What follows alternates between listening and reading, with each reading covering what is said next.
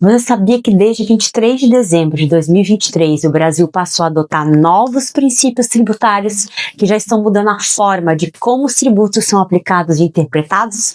As mudanças foram previstas na Emenda Constitucional número 132 de 2023, que é a base da reforma tributária sobre consumo. Eu sou Tainá Veloso, advogada, mentora e professora na área tributária, especialista em estratégia e planejamento tributário há quase 20 anos. Apaixonada pelo mar e tributário é a minha praia. Nesse vídeo eu vou explicar os antigos princípios que ainda estão válidos e trazer os novos princípios, mostrar algumas aplicações práticas e falar como os antigos e os novos princípios se relacionam.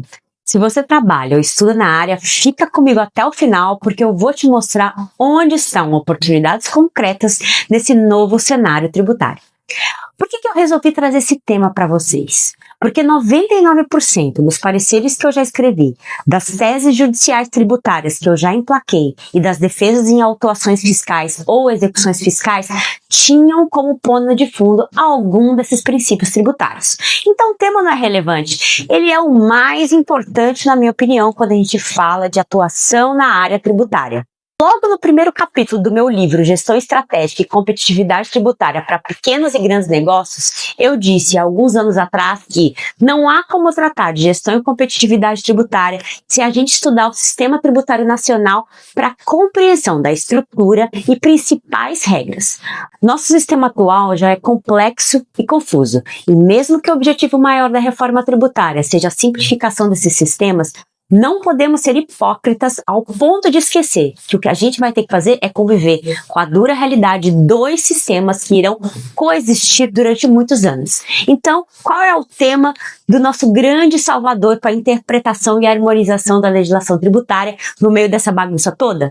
As limitações ao poder de tributar, que se desdobram nos princípios constitucionais tributários e nas imunidades tributárias. Essas limitações ao poder de tributar são, na verdade, garantias constitucionais previstas na Constituição Federal, especialmente nos artigos 150 a 152, que tem por objetivo proteger os contribuintes de abusos por parte do Estado. A reforma tributária foi aprovada em 2023 por meio da Emenda Constitucional 132. E muita gente pensou que os seus efeitos só seriam sentidos daqui a alguns anos. Mas a verdade é que a mudança já começou.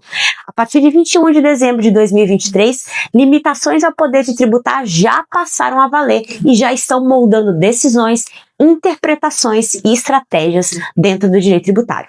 Esses princípios não revogam os anteriores, eles se somam, criando um novo cenário mais complexo, mas também cheio de oportunidades para quem estuda ou trabalha na área.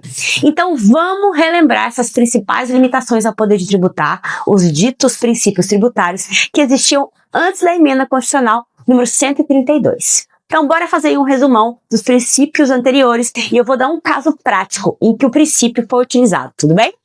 Número 1, o princípio da legalidade, previsto no artigo 150 da Constituição, que fala que é vedado para a União, Estados, municípios e Distrito Federal exigir aumentar tributos sem lei que o estabeleça. Sendo assim, a instituição aumenta do tributo somente podem ser levados a efeito com base em uma lei ordinária ou medida provisória ou em uma lei complementar nos casos em que a lei assim exige.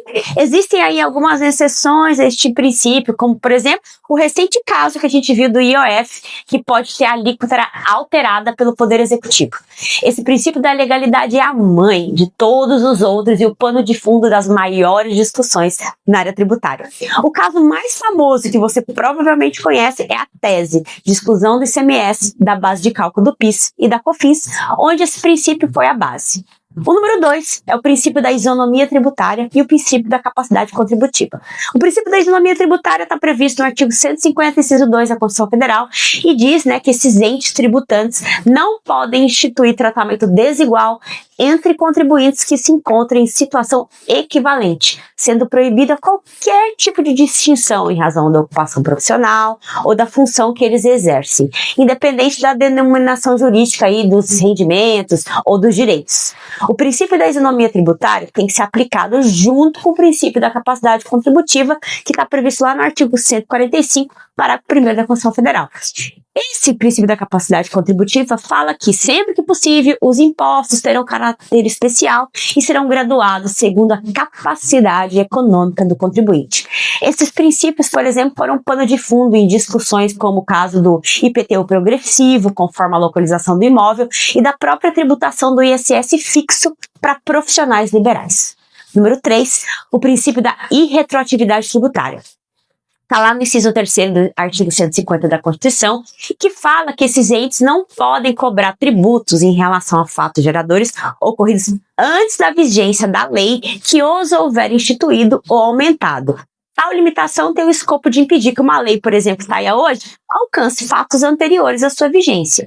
Um exemplo relevante dessa tese, em que o princípio foi utilizado como fundamento, foi o da Lei 12.973 de 2014, que alterou o regime de apuração da base de cálculo do imposto de renda da pessoa jurídica da contribuição social sobre o lucro líquido. A Receita queria aplicar retroativamente essas regras.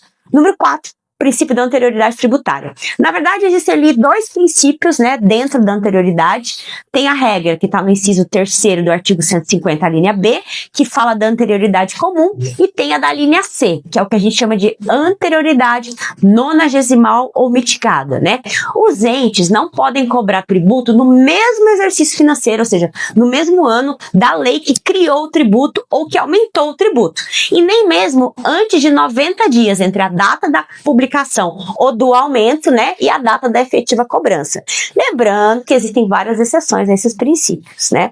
Um caso recente, emblemático do princípio da anterioridade foi a discussão do DIFAL do ICMS, o diferencial de alíquota, em que muito se discutiu a partir de quando passaria a valer a Lei Complementar 190 de 2022, que regulamentou a emenda constitucional número 85, número 5, princípio da vedação ao confisco, nos termos do artigo 150, inciso 4 da Constituição Federal, que fala que os entes não podem cobrar um tributo com efeito de confisco. Um caso super conhecido é a discussão de cobrança de multas exorbitantes impostas pelo fisco, que podem às vezes até ultrapassar 100% do valor do tributo.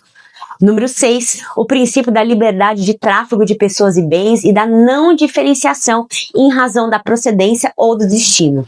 Lá no inciso 5, né, do artigo 150, prevê que os entes não podem estabelecer limitações ao tráfico de pessoas e bens por meio de tributos interestaduais ou intermunicipais. Já o artigo 152 fala que esses entes não podem estabelecer diferença entre bens e serviços, né, de qualquer natureza em razão da origem ou do destino. Esses princípios, por exemplo, foram utilizados como base em muitos casos em que municípios ou estados impuseram aí essas taxas de fiscalização para quem cruzasse o território, mesmo não havendo uma prestação direta de serviço. E os novos princípios. No artigo 145 da Constituição Federal foram incluídos, anota aí, o parágrafo 3º e o 4º, para prever que o sistema tributário nacional deve observar os princípios da simplicidade, transparência, justiça tributária, cooperação e da defesa do meio ambiente, sendo que, nas alterações da legislação tributária, deve-se sempre buscar efeitos regressivos. E um ponto importante é que esses princípios já são válidos desde 21 de dezembro de 2023. Então, a meu ver, a emenda constitucional 132, a base da reforma tributária sobre consumo, não revoga os princípios constitucionais tributários anteriores e deve haver uma coexistência por meio de uma integração interpretativa entre os princípios até então existentes no nosso sistema tributário e os novos específicos no novo modelo do IVA dual, que é o IBS, mais a CBS. O primeiro novo princípio é o da simplicidade, né? A meu ver, ele quer dizer que o sistema tem que ser menos complexo, com a adoção de procedimentos mais padronizados, com menos obrigações acessórias, para minimizar interpretações ambíguas e confusas. Esse princípio serve, por exemplo, para a gente defender a simplificação de obrigações acessórias ainda exigidas ou até mesmo desnecessárias, né, em alguma discussão que você vê a oportunidade. O número 2 é o princípio da transparência. O contribuinte tem que saber quanto que ele paga de tributos de forma mais clara, acessível, principalmente no caso dos tributos sobre o consumo. A ideia é romper a lógica do tributo invisível, que faz com que as pessoas paguem tributos mesmo sem saber. Nesse caso, a gente vê aí a oportunidade de trabalho, por exemplo, em compliance tributário, com foco em transparência, em revisão de sistema de emissão de nota fiscal, para garantir a exibição correta de tributos, principalmente aí para os nossos clientes da área de e-commerce e varejo. Número 3, o princípio da justiça tributária. A meu ver, esse princípio está muito conectado com a isonomia tributária e com a capacidade contributiva que a gente falou lá atrás no vídeo, porque ele está vinculado à ideia de quem pode mais, paga mais, que deve haver distribuição da carga tributária de maneira mais equilibrada, considerando a capacidade contributiva de cada contribuinte e para fins de redução dessas distorções sociais. A justiça tributária se concretiza, para mim, quando há coerência entre o valor do tributo e da renda, do consumo e do patrimônio do contribuinte.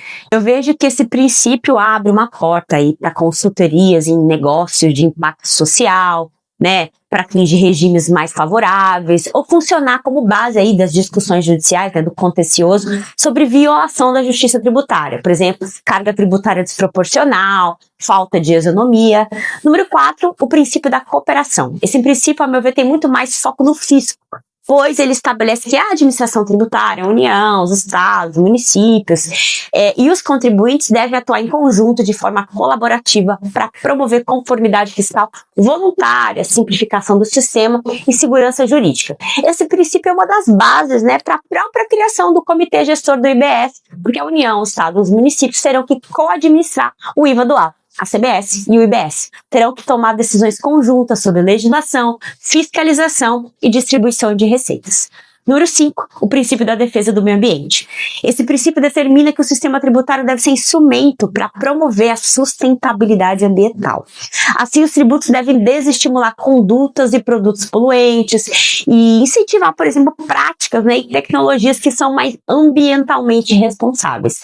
Aqui eu vejo oportunidades, por exemplo, na área de mapeamento de incentivos fiscais, isenções e regimes para esses setores que são mais sustentáveis. Por fim, o princípio número 6, que é o princípio da não regressividade. Com a emenda constitucional 132, agora o ordenamento passa a obrigar o legislador infraconstitucional a construir normas que reduzam esse efeito perverso com a criação de carga tributária menor para bens essenciais e mecanismos de cashback tributário para famílias de baixa renda, né? Aqui eu vejo consultoria para empresas que vendem produtos essenciais, como cesta básica, medicamentos, transporte coletivo, buscando planejamento para reduzir a carga tributária. Então vamos lá. Vamos recapitular o que a gente viu até agora.